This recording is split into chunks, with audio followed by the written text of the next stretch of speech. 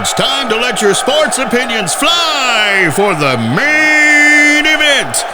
A 7-team elimination match to decide the District 4 3A Championship.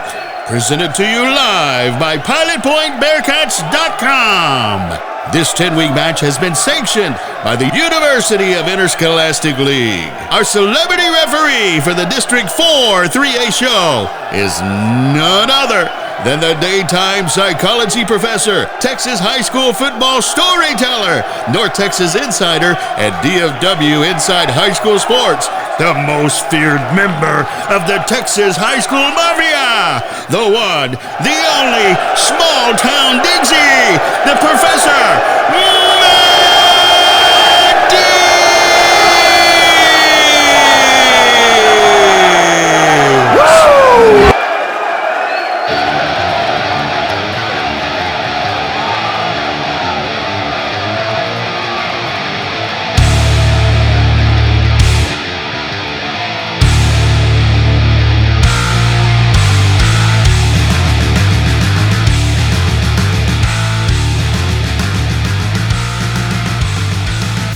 It is time for the award-winning District 4 3A report. I am the Professor Matt Diggs, and if we are going to have Season 2 of the District 4 3A report, and if I am a college professor, which I happen to still be after this year, you have to have the psychology of the before and after. And one of our last guests last season in District 4, and as part of the District 4 3A report, was the godfather of Parker County, Nolan Ruth, telling us how Brock is going to win a state championship and then coping with Brock not winning a state championship. So now, with the passage of time and 8 to 9 months later, with the love of the rearview mirror, we're going to bring Nolan back to get things started with the District 4 3A report. Nolan, do I have you, sir? You have me loud and clear, Diggsy. I'm so glad to be back and doing this, and as I'm sure that a lot of people saw, I ain't going anywhere. I'm still here in Parker County, so I'm glad to be here. Yes, yeah. Parker County cannot get rid of you as much as Parker County. Well, Parker County doesn't want to get rid of you.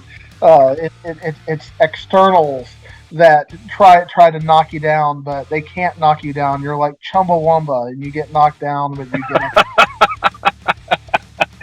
Wow, Chumbawamba reference. I like it. I mean, it's kind of like Brock, right? I mean, you try to knock Brock down, but I believe they're going to be right back up and ready to go for another season. Yeah, and I completely agree. And after seeing their scrimmage against Springtown a couple weeks ago, and just, they had some gaps that they needed to fill, but I think that just from the looks of what I saw that night, I think they filled them just fine. The biggest thing that my eyes draw to is Brett Tutter there at running back, taking over for the loss of Cutter Wilson in last year. And obviously, Tutter got a lot of time late there in the playoffs because Cutter Wilson was hurt, a little banged up. He got hurt in the Whitesboro game in the quarterfinal. He had limited carries against Mount Vernon in the semifinal. He wasn't as productive as I think he otherwise could have been against Lorena in the state championship game. And because of that, Brett Tutter is just a sophomore, got a lot of reps there and got a lot of experience, and even then, I mean, I think kind of outshined. No disrespect to anyone else on that Brock team, but he was definitely kind of the shining star of the last 3 games of the season there for Brock, and just how bright the future is. And he showed that 2 weeks ago in Springtown, and I think that Brock's offense, at least, especially with returning Tyler Moody at quarterback, is going to be just as productive, if not more, than last year. Yeah, I think a lot of people underestimate, when you're 15, 16, 17 years old, and we're the District 4 3A report, I know you know about Aledo and Weatherford and people that, you play one side of the ball and you specialize, but when we're talking District 4 3A, we're talking about a lot of players playing both sides of the ball, and then all of a sudden you're going 15, 16 games a year, whether it's practicing because you're second stringer or you're the starter. It takes a lot out of you, and I think that kind of goes to your point of how rejuvenated you saw with Brett Tutter the last 3 games because of how kind of beaten down Brock was because of, they've been playing 15, 16 games for the last 4 or 5 years. How much do you think that plays into it? Just the fact that they're going both ways and playing heavy minutes. And now this season, I think they're kind of leveling up and playing a non-district where their top guys are going to be expected to play probably a lot more than just, hey, we've kind of run through the first quarter, we're up by 30, we're out of here. Yeah, no doubt about it. And I think at the same time, you need to think about, just how tired these number one guys are going to get over these next 4 weeks when they're playing just an absolute gauntlet of a non-district schedule. And so you're going to get a lot of these younger kids who aren't necessarily starters probably coming in for 4, maybe 5 plays a half, and I think that's going to be really good for them, especially down the stretch. You're going to hear a lot of names that you might not have heard before. I look at Camden Harris, Jet Jones, Cooper Massey, obviously, who is probably going to probably has a chance to make a big impact this year. These names that aren't necessarily household names unless you live in Brock or Peaster for that matter as well. But of course, that's always going to be a benefit. And with how last year went and a lot of these younger guys having to step up that are returning this year, I think that they have an experience that is absolutely invaluable. And I think Coach Billy Mathis would be the first to tell you that. Do you think there's a little bit of a psychological concern? For me, in my analysis of things, I think it is a bit of a psychological concern. But you, as the godfather of Parker County, on the pulse of all of this idea that almost Brock is expected to make the state semifinals, like nothing else matters until maybe that rematch against Mount Vernon in late December. Is that too high of an expectation, or does Brock relish that kind of thought process? I definitely think they relish it, and not just that. I think they absolutely thrive on it. You saw it last year. They had Jim Ned circled because of what happened in 2020, and they went into Brownwood and just delivered a butt whooping that was only a Parker County team can deliver. But that they absolutely thrive on that, and I think that that's what got them over the hump against Mount Vernon. Because if you remember that game last year in the semifinals, Brock had the lead, and then in the second half couldn't do a darn thing, and Mount Vernon was in complete control of that game in the second half. But obviously, they knew what was expected of them. They knew how good they were. That they thrived on that, and I think that they rode that mentality of not letting themselves get down. Knowing that they could do it, knowing they were capable of doing it, and knowing that really they should do it. And they did it. Obviously, it was a different story in Arlington back in December, but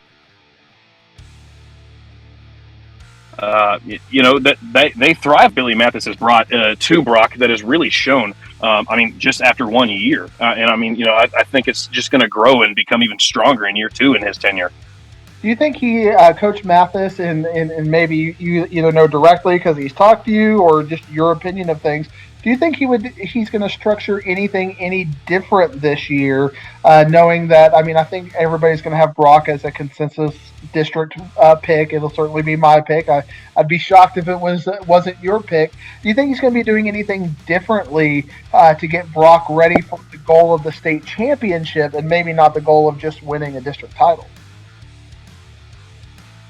I don't think so. Knowing Billy Mathis personally and knowing his history, he's a man that comes from Aledo right at the beginning of Tim Buchanan's tenure at Aledo, and they were a small little 3A school that didn't do much. And he's gonna kill me for saying this on the air, but he was part of the last Aledo team to ever not make the playoffs. But he was there to watch the seeds being planted for what Aledo is now. And then obviously coaching in that system, he has seen what it takes from Tim Buchanan. And I think that he models his coaching a lot after Coach Buck there. And, he's not going to change anything because he's come in, he's got these guys used to his scheme, used to how they do things. And, if you talk to him about his time at Aledo, and I can definitely tell you this, and everybody that I've talked to at Aledo, is that, back then in the 90s, their whole philosophy was, they had 3 goals. One, make the playoffs, the simplest of the 3. The second one was to win district, which is a little harder than making the playoffs. And then the third one was to go one round further than you did the year before. And I've heard that time and time again from all these old Alito grads from the 90s, and especially Billy Mathis. And I know that he's bringing that kind of similar culture to Brock, and I think that they fully expect, and I know it is their goal, to not just get to Arlington this December, but to win it. And I don't think they're going to change anything about the way they do things, because they know it works and they trust in it with all their hearts. Now, one thing I did in my notes, and I was kind of, plotting out the teams and some of the players returning. And maybe you know about this, maybe you don't. I don't know because I'm not a Brock thing, but I was pulling back the leading rushers from last year, and Jake Lindberg was a name that came up. Is he expected to be a big part of the team, or that name sound familiar? Not really.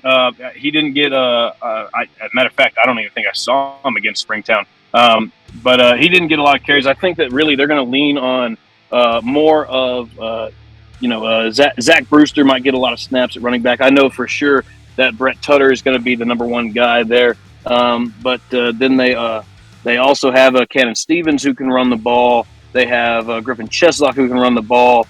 Reed Watkins, who bust onto the scene as a safety, he might be put in the backfield.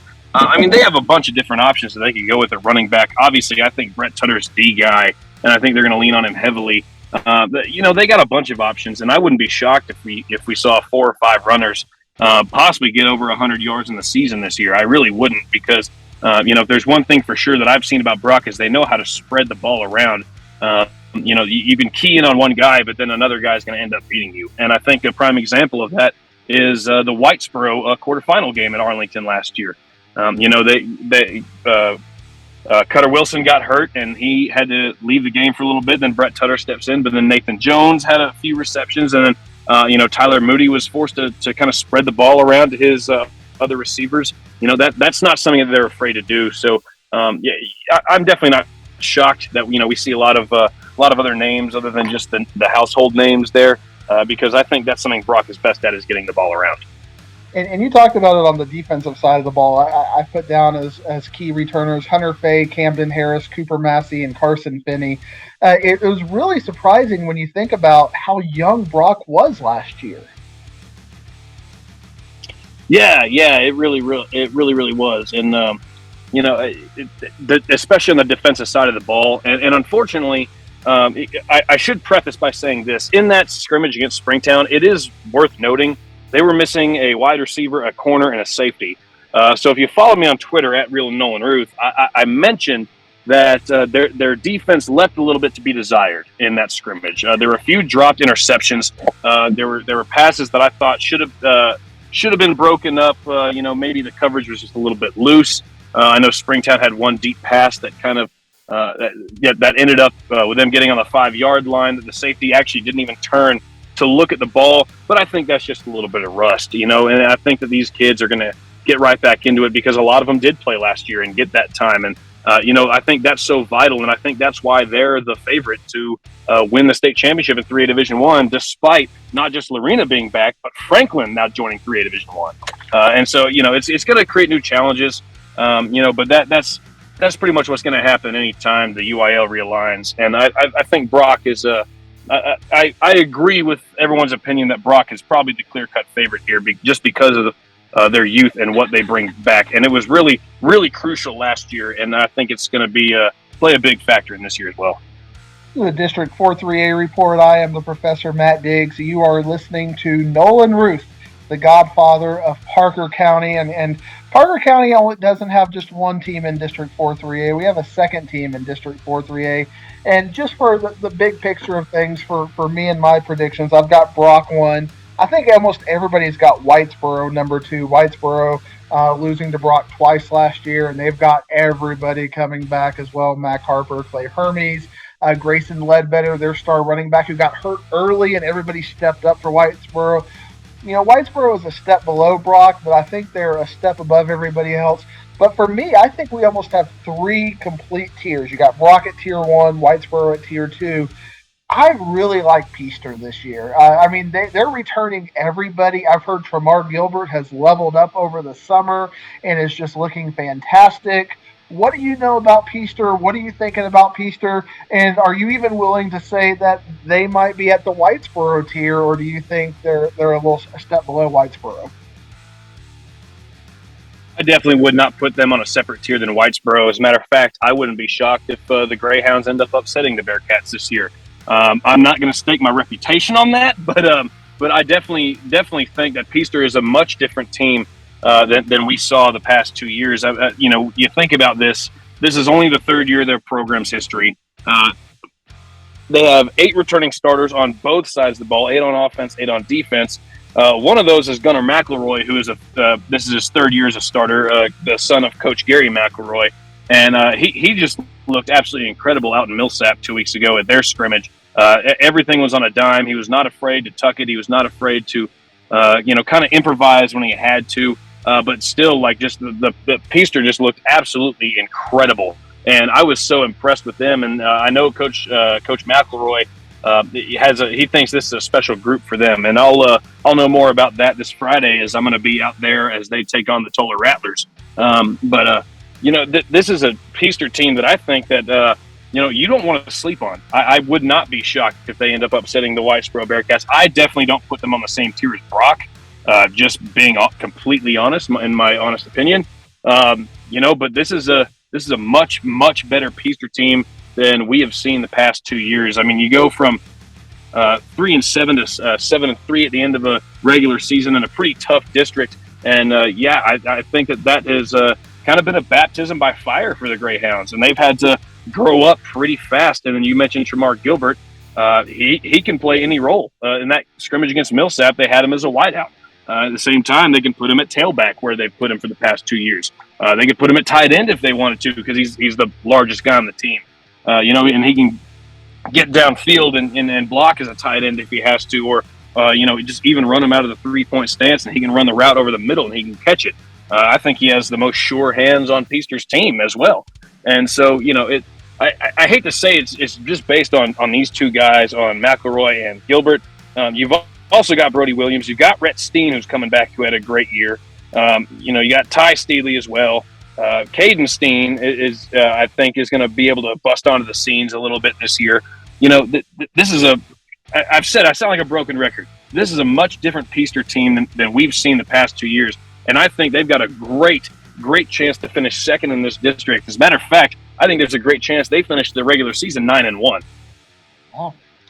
That is a hot sports opinion, and it's one substantiated. But I saw Whitesboro versus Peaster last year at the end of the season, and Peaster just looked like they ran out of gas. You talked about them. This is only their third year, but Whitesboro just pretty much had their way with them in that game, and then in the playoffs they had a blowout loss as well. Like the last 2 weeks of the year, it just kind of fell apart. And I have to think Coach McElroy is going to be using that as fuel to the fire for conditioning and in all aspects of things in the off season to get Peaster to that next level, because they were so good up until about the last 2 or 3 weeks of the season last year. Yeah, no doubt about it. And I think that if there's one thing that McElroy is very, very keen on teaching, it is that conditioning. And that goes back to his days at Burleson. He comes here and takes over this program that, Parker County, like it or not, is a bit of a hotbed for, creating these pretty good football programs. And he wanted the opportunity to build that, and he did. And so he prides it on conditioning. And then you add that in with the fact that, all of these guys that are coming back as starters, pretty much this entire senior class has started as sophomores and then started last year as juniors. I think they're very well conditioned. I think that they're going to be able to go both ways, probably all 4 quarters, and maybe even an overtime period in some of these games if they had to. That's a key thing that McElroy has looked at. He's focused on, but he's also. I talked to him after that scrimmage, and he just said the work ethic of these kids is incredible. They remember last year's bad loss to Brock. They remember last year's loss to Jim Ned in the first round, and he did mention the Whitesboro game as well. And he has gotten them to a point where he thinks and they think that they're definitely one of the better teams in this district, if not the best. Obviously, just throwing the opinion out there again, it all comes down to that Brock game, and I think Brock is going to be the clear favorite in that one. But he has absolutely built something incredible there at Peaster, and I don't think it'll be much longer after this year, even despite losing the senior class, because they have a number of juniors and a couple sophomores playing this year as well. That Peaster will be a year in and year out contender. I think going maybe 3 rounds deep every year, and I think that this team is the spark for that. It could be, and I look at that game last year. They played Paradise. It was week 7, I believe. 41-38 double overtime win. They just got really up from that, and then the next week they lost to Brock 80-7, lost to Whitesboro 52-9, and then lost to Jim Ned 49-12. That's what the 3-game stretch I was referring to, where it kind of got away from them. And I'm sure they're all looking at that and like, okay, using that as motivation and fuel there. And I agree. I think they have a really good chance. I'm going to take them 8-2. I'm going to stick with Whitesboro. I think Whitesboro, with everything they have coming back and the fact that they pretty much had their way with them last year. I don't know if they've overcome 43 points from last year, but it'll definitely be a good motivational tool. So we look at this district. I'm sure you've got Whitesboro in the playoffs. Do you have any thoughts on who you would pick fourth? Have you even dug into the district that deep to have an opinion on that yet? Oh, absolutely. And I know we're on pilotpointbearcats.com, so I might be about to ruffle some feathers. I've got the top 3 Brock, Whitesboro, Peaster in no particular order there. I do think Peaster is very capable of upsetting Whitesboro there, so I think those two might be interchangeable at 2 and 3. Brock, obviously, the clear number 1. But for number 4, keep an eye on that Paradise Pilot Point game. I think that one's going to have a lot of playoff implications on it. Paradise has obviously come up from a few lackluster years in the past 2-3 years, and I think that they've got a team now that might be able to take the Bearcats, especially with the coaching change there with Coach Peacock now at the helm for Pilot Point. And Paradise obviously just taking the time just to build that program up, and a lot of these kids that are playing that are seniors for Paradise right now were freshmen. Last time I actually saw Paradise, and I saw that obviously there was something special there. There was just a spark in the way that the guys above them were playing football, and I think that might have been passed down. So I would definitely keep an eye on that Pilot Point Paradise game. As it stands right now, I'm going to take the Panthers. That's just how I'm going to say it. So I'm going to take Brock. I'm going to say Brock, Peaster, Whitesboro, Paradise. That's a decision I'm having to make too with Pilot Point and Paradise, and you can tune into the District 4 3A report to see where I ultimately go with that. I will share with you maybe if you know our friends in Wise County, they got to get some stuff on the internet. Brock has all kinds of stuff up there. Peaster has all kinds of stuff up there. We know Pilot Point, they do a good job, but you can't find anything on Paradise just about. So Coach Koch, let's get some stuff up there, my friend. Or if you use your connections as a godfather, tell them. Hey, I will say this, Diggsy. So I was talking to Coach Jake Johnson of the Millsap Bulldogs after that scrimmage with Peaster, and they just happened to get a Thursday night game at AT&T Stadium with the Paradise Panthers. So I'll actually get to learn a little bit of something about Paradise before district play starts. It's another Parker County team. So Paradise has 3 Parker County rivals this year. So I'm gonna get a little taste of the Paradise Panthers this year. Yeah, I think I'll be there too if I remember right. You got that double header. I think you have a Benbrook game or something late, and I'll bail out. Benbrook and Bridgeport, yes sir. I'll be there for both.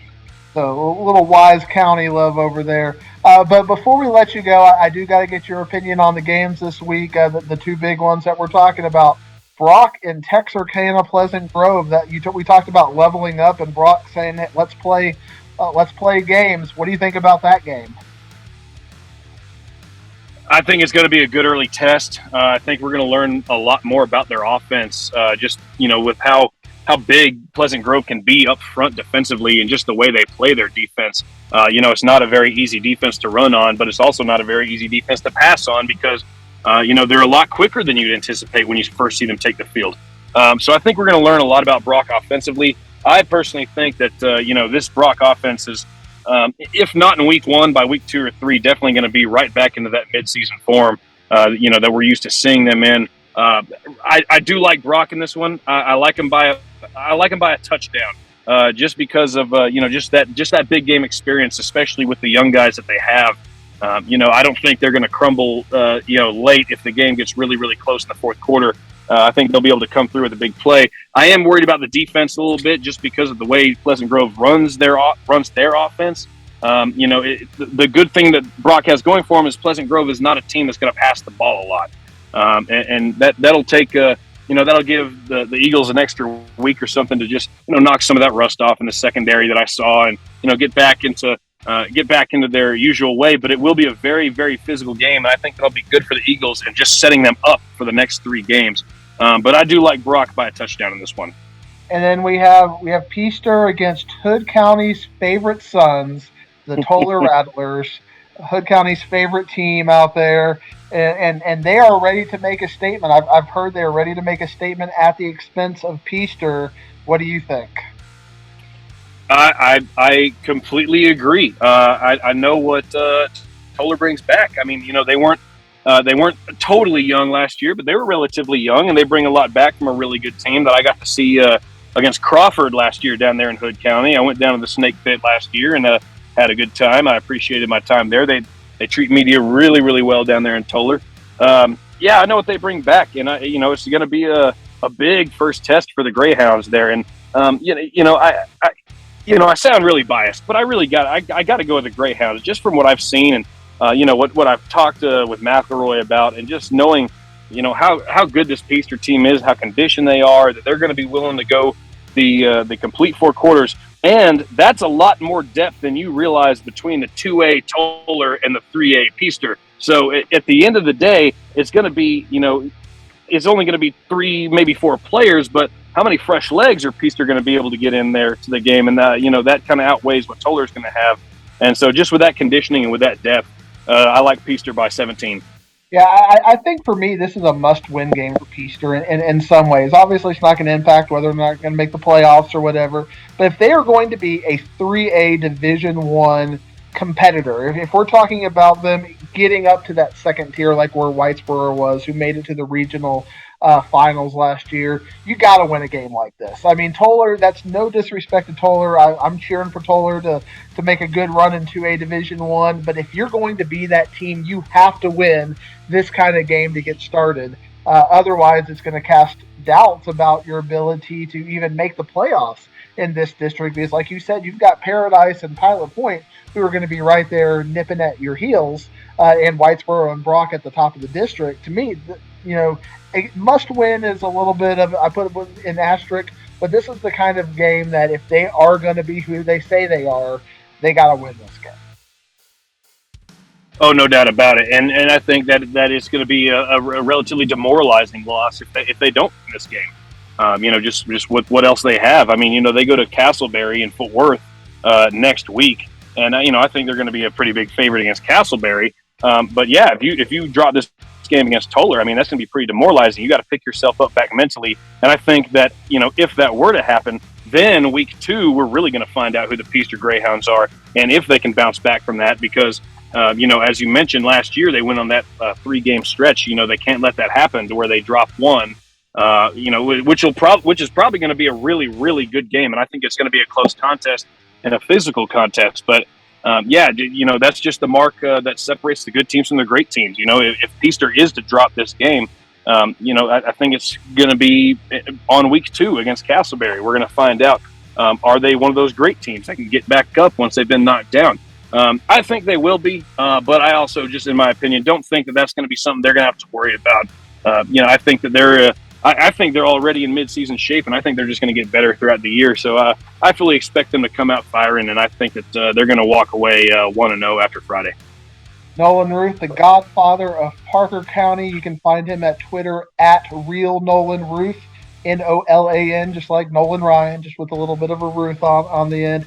Thank you for taking some time out of your day and talking some opening District 4 3A report with us. I couldn't think of a better first guest to have on the District 4 3A report than the one who knows everything about Parker County. I appreciate your time. Thank you.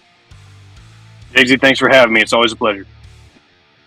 Always love having Nolan on, and love his insight into Parker County football and all things Parker County. But Parker County is only 2 of the 7 teams. So I really want to talk a little bit more about the other teams as well as we get started here on the District 4 3A report.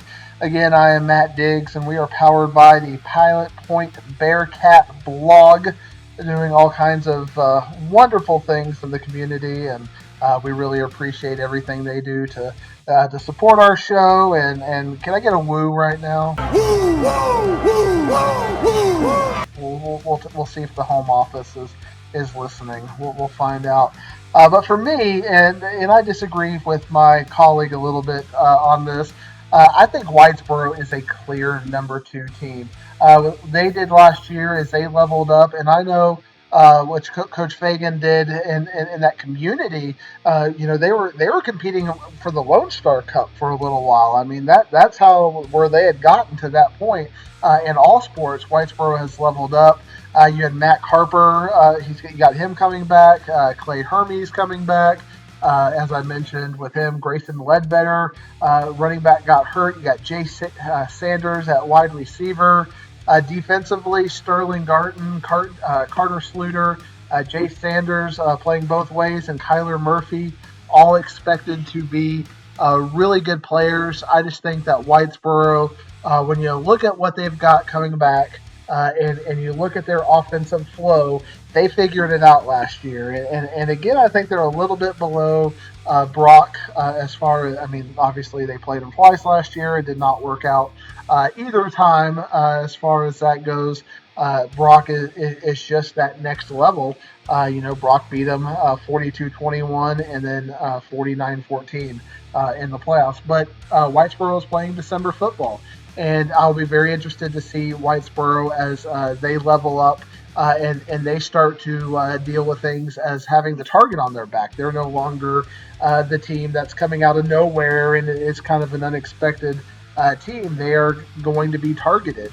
And I think them playing Bells and Pottsboro early on, that Bells game last year went to overtime. It was a fantastic game, and we don't know what we're going to get out of Pottsboro. Pottsboro has been a team that has been right up there with Brock. It was just 3 or 4 years ago at the Star. You had Pottsboro and Brock playing for the right to make it to the state championship. So Pottsboro is a team that kind of looks at Whitesboro like, you guys are where we used to be, and it's time for the Cardinals to step up. So I think those will be 2 fantastic games leveling up before they start their district play against Pilot Point. And I do also agree with my colleague that I think it's going to come down to Pilot Point against Paradise for the last playoff spot. And I did some research over this week. I was really trying to dig into, I saw multiple computer polls and some external observers had Paradise number 4, and you heard my boy Nolan, he had Paradise number 4, and I'm trying to figure out why they were number 4. And I see that they had a really big offensive line, but they graduated their quarterback. They graduated a lot of their offensive talent, and I'm looking at Pilot Point. Well, they got their quarterback returning. Got Peaster. They got their quarterback returning. Whitesboro, they've got their quarterback returning. Then I look at Brock, they got their quarterback returning, and they got the sophomore Tutter coming in. Well, Whitesboro's got their running back coming back. Peaster's got Tremark Gilbert coming back, and then you saw how Gage Anderson, complimenting Ish last year as a freshman, really stepped up. And then I'm looking at Paradise, and I'm like, they look a little senior heavy last year. But they also have what I consider a better infrastructure. The infrastructure of offensive line, defensive line, talent at linebackers and things like that, when you kind of get past the skill players. So I think Pilot Point has better skill players. I think Paradise has a better infrastructure. But it seems like when we're talking about playmakers, it's going to be playmakers scoring points. I was seeing some of the Pilot Point scrimmage highlights, and Aston Kirby, that catch he did where he had the concentration, tapped it a couple of times to himself and took it in for a touchdown. Wyatt Smith throwing bombs, and Gage Anderson was so good as a freshman. How is he going to be as a sophomore and over the next couple of years?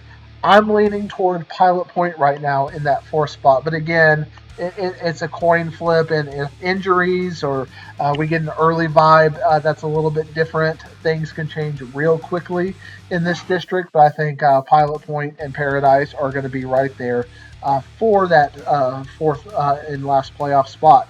But I also want to say, watch out for Ponder, because Ponder was very young last year, and they return everybody. We talk about returning your quarterback and running back. Clifton Cooper is coming back for Ponder. Tad Tamplin is coming back. Zane Cassidy is coming back. I think Ponder might be a team that is going to be better. And even if that doesn't necessarily come across in wins and losses, I think it's going to come across in the margin of play. I think Ponder has a chance to be much better this year as well, even though I'm going to have them in the 6th spot. And Boyd, I have it as the 7th spot right now. And they have so much to replace after last year. Braden Mcintyre is expected to fill in the role at quarterback. He's a baseball player. In fact, when I was doing research, I always got to find a way to make it about Plano East. And Braden Mcintyre is, from what I don't keep up with baseball. I did hit a home run in the Plano East home run derby, but I don't keep up with baseball. But one of my coaching friends, Coach Slayton, is an assistant coach over at Plano East on the baseball. So when I was looking at Boyd to make sure Braden McIntyre was in fact starting, because you just go search their Twitter pages and you can say QB1 for Boyd. Make sure when you're doing research on this. Coach Slayton was following him, and he's a coach's son, and he's an MVP, a great baseball player. So shout out to Braden McIntyre. Apparently you are known in East Plano and in Murphy as well. So we'll be keeping an eye on you, Braden, this year on the District 4 3A report, since nobody else of mine follows you except for Coach Slayton. So if Coach Slayton follows you, you must be good people. So we'll keep an eye on Boyd, but I think Boyd is going to struggle in this district. But you never know. They've got Aiden LeMasters coming back, Mason Turner, and Case Ferguson. So when I look at the district, kind of just recapping it, I've got Brock 1, Whitesboro 2, Peaster 3, Pilot Point 4, Paradise 5, Ponder 6, and Boyd 7. I think 4 and 5 are very close. You can interchange them. I think Ponder is closer to Paradise and Pilot Point this year than they were last year. And I think Boyd isn't that far away either. So I think we're going to have some very good district games as we get going. And as we get to those district games, we're going to be calibrating those teams in non-district. Let's take a look at week 1 and check out the games. And at the top of the chart is Brock versus Pleasant Grove. Nolan took Brock, and I'm going to be taking Brock as well. I think at home against a running team, Brock should do well. Whitesboro against Crum. I think Whitesboro will be a big favorite. Crum was very much like Peaster. I think one of those basketball schools now getting football in there. I think Whitesboro though should take care of Crum. Peaster against Toller. The computer poll has Toller as a favorite in this game. I agree with him, though. Peaster is going to be a team that's going to be a playoff team in 3-3A, in 4-3A, and in Region 1 that can make a run. I think you got to win this kind of a game. So I like Peaster over Toller. Paradise also playing Lindsay. I think Paradise should beat a team like Lindsay. Lindsay obviously has been a fantastic team over the past. If I remember right, they're in 2AD2 now. I think they're in the district with Celeste. I still haven't completely calibrated everything quite yet, but Paradise should win that game. Pilot Point will be playing Callisburg. I think Callisburg will be a bit of a favorite against Pilot Point, but I think it'll be a nip and tuck game. And if Pilot Point is going to be a team that is going to be a playoff caliber team, I think they have to win this kind of a game. I like Callisburg by a field goal over Pilot Point. Pilot Point has so much unknown, and I think they'll get tested early on as they play their 281 rival just up the street a little bit. Boyd against Blue Ridge. I think Boyd will be a favorite there. I think Blue Ridge, Collin County's own. They're very young, and they have a lot to They have a lot to figure out as well. I think Boyd, being a bigger school with a little bit more depth, I think Boyd will be a bit of a favorite there. And I like Ponder over Valley View. I think Ponder is going to be a team, like I said, they're going to be better than most people think. I like Ponder over Valley View to start out the District 4 3A report. Next week we will do what we normally do. We'll recap things. And next week, since this is a bit of an extended episode, for the first episode, we'll kind of take our first look at Region 1. This Region 1 has changed quite a bit. We'll still be looking at GymNed for our first round and wondering that, but some of the teams that were in District 3A have moved to Division 2. So 3A looks a lot different now than it used to. In fact, Bowie, part of our District 4 3A report, is now in District 3A, so we'll talk about them. We'll talk about Shallow Water and Bushland and Denver City, and if any of those teams have a chance to be competitive, and where I think Whitesboro and Peaster and whoever gets the fourth playoff spot, whether it's Paradise, Pilot Point, or even Ponder. We have the P's, Paradise, Peaster, Paradise, Pilot Point, and Ponder all fighting for the last two playoff spots. Try to say that a few times, and we'll break down how I feel the region is going to go next week. So stay tuned for that, and we'll hear how week 1 did, and we'll take a look ahead at week 2. I am so honored again to be coming back for season 2 of the District 4 3A report. Glad to get to continue this tradition on for this season. I am Professor Matt Diggs, and we'll see you down the road for another episode of the District 4 3A report. I ain't leaving